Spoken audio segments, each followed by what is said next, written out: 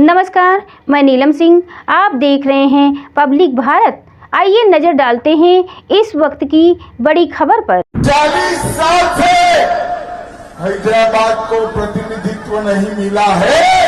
40 साल से रजाकार के प्रतिनिधि वहां जाकर बैठे हैं। आप होम मिनिस्टर क्यों बने? आप होम मिनिस्टर बैठ के रजाकारों का कब्जा हैदराबाद पे हुआ तो आप क्या कर रहे? मुंह में दही जम गई थी 10 साल से तुम्हारे मुंह में। हैदराबाद को 7 अर्थ में रजाकारों से मुक्ति दिलाने का काम करिए और हैदराबाद को मेन स्ट्रीम से जोड़ने का काम करें। रजाकार भाग गए, वफादार सीना तान कर खड़े हैं। तुम्हारी आंखों में आंखें डालकर भारत की लोकसभा में तुम्हारे 306 एमपी के सामने वफादार खड़े होकर कहा था, बाबरी मस्जिद जिंदाबाद। 40 साल से हैदराबाद को प्रतिनिधित्व नहीं मिला है। 40 साल से रजाकार के प्रतिनिधि वहां जाकर बैठे हैं। इस बार मौका है बहन माधवी लता को प्रचंड बहुमत से चुनकर भेजिए और हैदराबाद को 7 अर्थ में रजाकारों से मुक्ति दिलाने का काम करिए। भाइयों और बहनों, मैं तय कर जाता हूं, किसी को डर रखने की जरूरत नहीं है, किसी की हिम्मत नहीं है हैदराबाद के एक भी व्यक्ति को हाथ लगाने। इस बार मुक्त मन से मतदान करिए, चाहे हिंदू हो या मुसलमान। हर एक मतदाता कमल के निशान पर बटन दबाए और हैदराबाद को मेन स्ट्रीम से जोड़ने का काम करे। 40 साल से हैदराबाद में रजाकारों का कब्जा।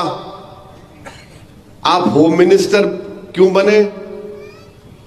आप होम मिनिस्टर बैठ के रजाकारों का कब्जा हैदराबाद पे हुआ तो आप क्या कर रहे? मुंह में दही जम गई थी 10 साल से तुम्हारे मुंह में। रजाकारों का कब्जा 40 साल से।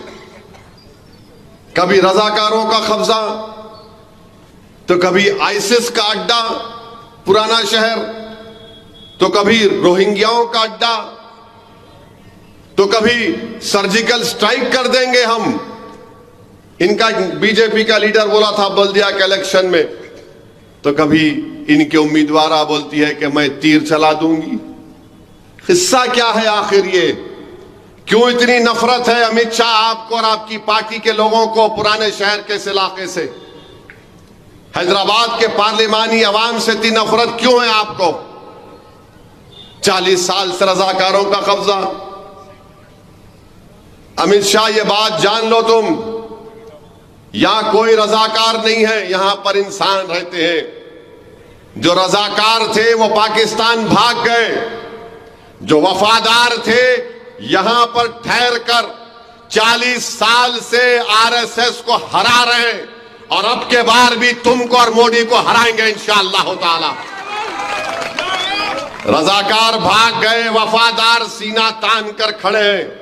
तुम्हारी आंखों में आंखें डालकर भारत की लोकसभा में तुम्हारे 306 एमपी के सामने वफादार खड़े होकर कहा था, बाबरी मस्जिद जिंदाबाद, बाबरी मस्जिद जिंदाबाद। स्वस्थ रहने के लिए इस्तेमाल करें अयोध्या धाम का श्री राम नाम स्पेशल निरोगी चूर्ण और बुकनू।